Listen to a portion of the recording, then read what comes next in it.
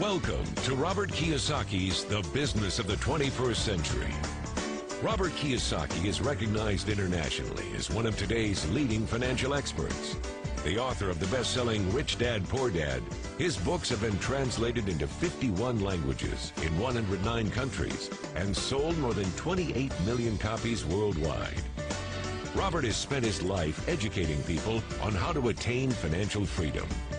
Now, through this special video presentation, he explains why network marketing is indeed the business of the 21st century and how you can take advantage of its opportunities to create the life you desire. Hello, I'm Robert Kiyosaki. I'm the author of this book, Rich Dad, Poor Dad. I want to welcome you to the business of the 21st century. So Rich Dad, Poor Dad is a very simple story of my two dads. My real dad was the head of education for the state of Hawaii.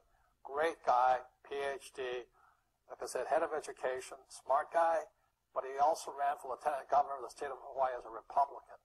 Unfortunately, he lost, and he ultimately died poor, so that's why I call him my poor dad. My rich dad, on the other hand, didn't finish school, but he ultimately became one of the richest men in Hawaii.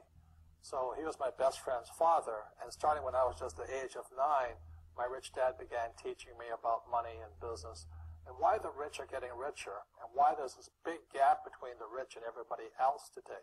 So Rich Dad is a very simple, true story about two fathers, Rich Dad and Poor Dad, tell their two sons about money. And it was my poor dad always said, go to school, get a job, work hard, and all that stuff. And my rich dad says, you'll never get rich doing that, you'll never be a free man. So that's kind of the differences. But if I would show you a diagram of the differences here, is that in financial education, this is very simply the difference. Because there's no financial education in our school, most people do not understand financial statements. So this here is income, expense, assets, and liabilities. And the reason my poor dad was poor was very simple. Because he couldn't read a financial statement because he don't have financial education in school. He was financially illiterate, although a PhD. And my poor dad always said, our house is an asset. And my rich dad said, your father may be well educated, but he can't tell assets from liabilities. So very simply, my rich dad said to me, assets, whether you work or not, put money in your pocket. So when a banker looks at your financial statement, the banker looks at this and says, oh, you have assets and you're putting money in your pocket. And if you look at your house, it's really a liability because every month it takes money from your pocket. Now, I can hear people say, well, it's, I don't have any debt on it, but still every month you have insurance, you have upkeep and expenses to it.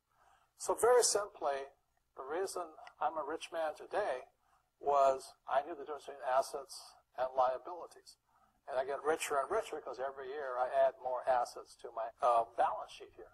Now, one of the problems with this area, as you know, it takes capital. In other words, it takes a lot of money to buy some of these apartment buildings, to build a business and things like this.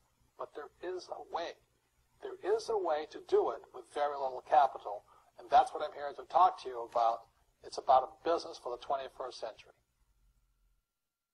As an entrepreneur, I have built many businesses from scratch, and as some of you know, a lot of them crashed also. Statistics show that most new businesses fail within the first 5 years, 90% in fact. And of the 10% that survive, the remaining 10% crash in the second 5 years. So in other words, most are gone in 10 years. So I've looked at many different models, and one that stands out for me is network marketing. And the reason for that, it takes very little upfront cash. It is low overhead. You can do it part-time. It means keep your daytime job, but do this part-time. So let me tell you about my introduction to network marketing because I had a very closed mind to it. Since I can build my own businesses, I said, why do I need a network marketing business? But about 15 years ago, I have a good friend, his name is Bill, and this guy is the best real estate investor I know. He has tons of assets in here. So I said, Bill, why did you start a network marketing business? And it's simple. His answer was very simple. He says, it's my way of helping people. But more importantly, he says, the reason most people can't invest in real estate is because they don't have a business. They don't make enough money simply because taxes, debt, inflation, and retirement savings are killing them. They cannot even invest. So my friend Bill, who was a professional real estate entrepreneur, he says, I started a network marketing business so the people that worked with me could start their own business and then invest money with him. So with that, I realized then that network marketing wasn't about making money, but it was about helping people to help other people make money so they become financially free. So the beauty of network marketing, I said, like it's very low entry point, doesn't take much money, you can do it part-time. And where you profit is in most big corporations is they spend millions, sometimes billions of dollars in advertising. So rather than give that money to advertisers, network marketing depends on building a network. It's called word of mouth, like you recommend a movie to a best friend. So really, the reason I support network marketing, because it's about people helping people build assets in the asset columns, becoming business owners, and then becoming investors, rather than going through all of this here, which most E's and S's go through. In this section, I want to talk to you about a different kind of quadrant. Years ago, I found out there was 4 kinds of people in the world. You know, one type are people who must be right. These people know all the right answers. They went to school, they know everything. You can't tell them anything. This is not a good business for them because their minds are too set. Another kind of person is a person who must be comfortable. You know, the house could be on fire, but they're still watching TV, eating a hot dog, watching what's going on in the world. These people are toast because the world economy is not coming back. The world economy has moved on.